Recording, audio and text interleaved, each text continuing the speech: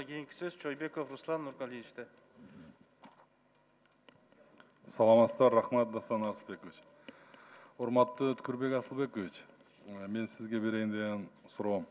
Соттук реформа алкагында 2019 жылдын 1-январынан баштап кирген жаңы кодекстер, мыйзамдар,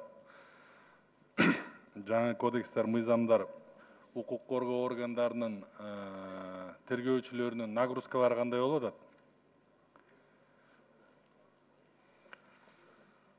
Жаңы кодекстердин кириши менен бардык укук коргоо органдарынын тергөөчүлөрүнүн нагрузкалары көбөйгөн.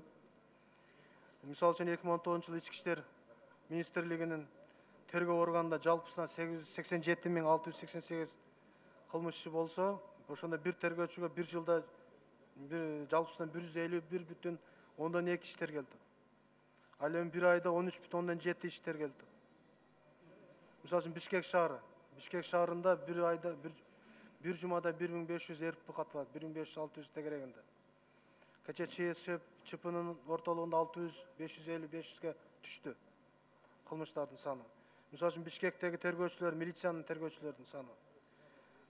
Өндүрүшүнө 41.090 кылмыш болду.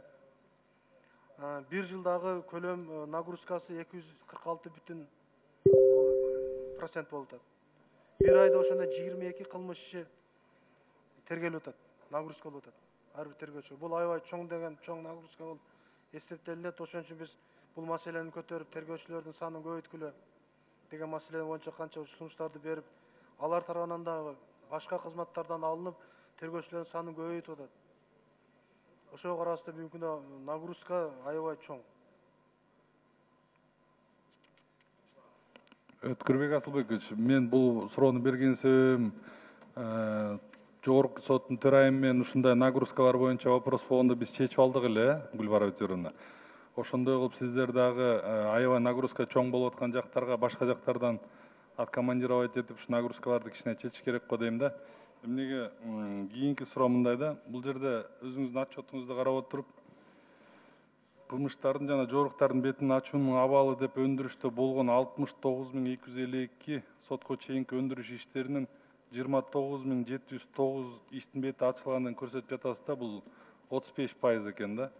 Бул өтө төмөн бетин ачуундай болуп сезилип атат. Бул жерде тергөөчүлөр кодекстерди, мыйзамдарды колдонууда укук коргоо органдарынын ыйгарым укуктары чектелип калганбы? Эмнеге себептен ушундай аз бетин ачуу болгон дейм да. Былтырга салыштырмалуу оор жана өзгөчө оор кылмыштардын бет ачуу көбөйт. Кичине катыраак жооп бересизби? Былтырга салыштырмалуу оор жана өзгөчө оор кылмыштардын бетин ачуу көбөйгөн. Ал эми тергөөчүлөрдүн жанагындай укугу УПК боюнча кыскартылган эмес. Алардын Укуктары кенен эле да? Укуктары кенен эле. Же кодекстерди билбей атышабы, мыйзамдарды? Окутуулар болуп атат тынбай. Атайын окутуу топтору менен окутуулар болуп атат жерлерде. Муну да ушу окутууну да жол колго алышыбыз керек. Чоң рахмат. Рахмат.